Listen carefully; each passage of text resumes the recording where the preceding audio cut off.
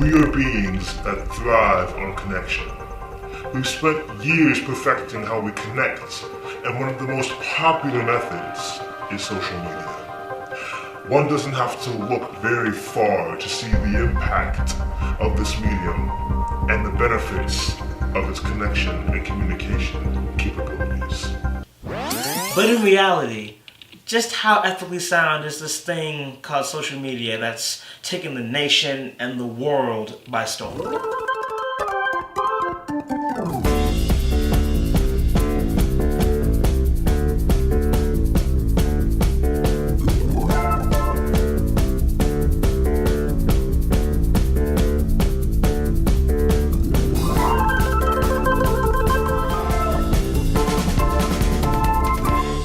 Hey, my name is Aaron Jones, and there's this little thing called media ethics that I want to talk to you a little bit about. It's supposed to provide a lens by which we view our media and ask the right questions. So here's a question. How ethically sound is this thing we call social media, and how does it line up with media ethics?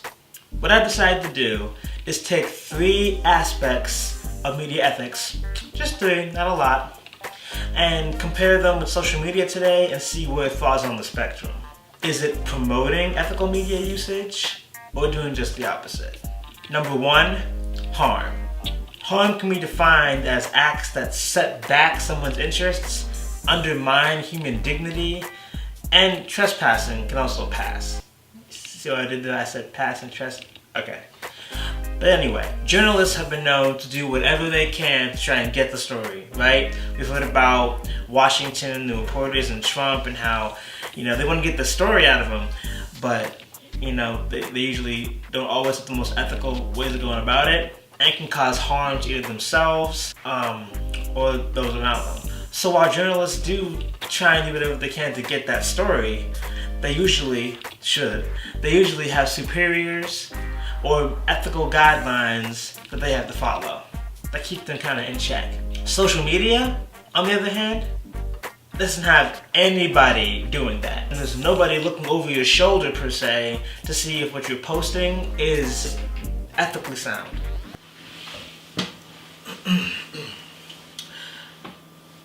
Now, sir, you do realize the harm in the posts you've made recently. Harm? What harm? I ain't kill nobody. I didn't say that, but according to our reports, you seem to have been undermining the dignity of a Mr. George Wayne. Oh yeah! Those things are funny, am I right? I mean, the comment section is whoo! You do realize the negative effects your content has on Mr. Wayne, right? How inherently wrong this is. I have 3,000 followers. How many followers you got? Huh? How many followers you got? It's probably not a lot, is it? Second, we have key frameworks. Really key framework and really virtue ethics, because it's my favorite. But virtue ethics can be defined as the habitual disposition to do the right thing, or the cultivation of individual character to become models of virtue rather than the rightness or wrongness of specific actions. Social media, on the other hand, doesn't care. There are some people, I think this really goes back to the people posting on social media, because when it all comes back to it, the people are doing the posts. So if the people are ethically sound, then what's being posted on social media will most likely be the same result. But there are some aspects of social media that kind of promote this rejection of virtue ethics on social media. The fact that you can partake in and literally see prank posts and hate posts everywhere, stuff like this usually ends up trending after a while. It's just not right, first of all. And secondly, it's not promoting the framework of virtue ethics in the least. Do you believe in doing the right thing? This is a trick question, right? I only ask because your Facebook feed is heavy with prank, reposts, and even some disrespectful acts of your own. Oh, well, Bill. Can I call you Bill? My name is Tom. Well, listen, Bill, it's like this. In this day and age, we as people are free to speak our truth.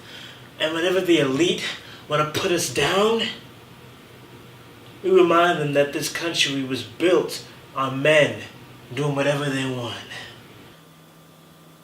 That makes absolutely no sense. I will not be silenced by your iconoclastic views. And thirdly, I'm going to talk about media technology. Now, there's no need really to define media technology for you. It kind of lives and breathes all around us. But just how does social media go along with it? How does it either promote what media technology is about or demote it? I think obviously it promotes it. Social media is, in the title, media. It has, basically done what media technology set out to do, which is connect people and provide or improve communication. But I think it goes a step further because it has a psychological effect that media technology by itself really didn't. Before social media, the internet was basically a way to communicate, but it didn't have that capability of finding friends or connecting people on a social level. Doing that adds another component of psychological stress maybe on the person and does a little bit more to keep you addicted to it. Just, the whole liking and sharing thing, that dopamine fix that people get whenever they see a like, that's not really that healthy. And I don't think it would be to this extent if social media wasn't the way it was today. So there's nothing wrong with those things, but in moderation, they can be fine. The problem is social media doesn't do a good job at moderating it, or I should say the people on social media don't do a good job of moderating it, and they simply indulge themselves with this tool in a way that isn't that helpful, I think. One question for you. Our reports tell us you are a very avid social media user.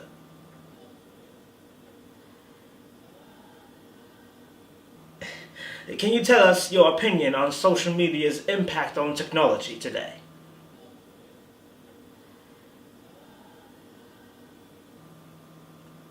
Okay. Do you believe social media to be an advancement in media technology?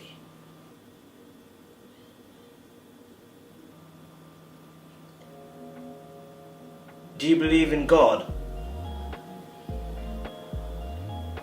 Do you believe in anything? I believe Ariana Grande is a queen and she should win a Grammy every year. Thank you. Next.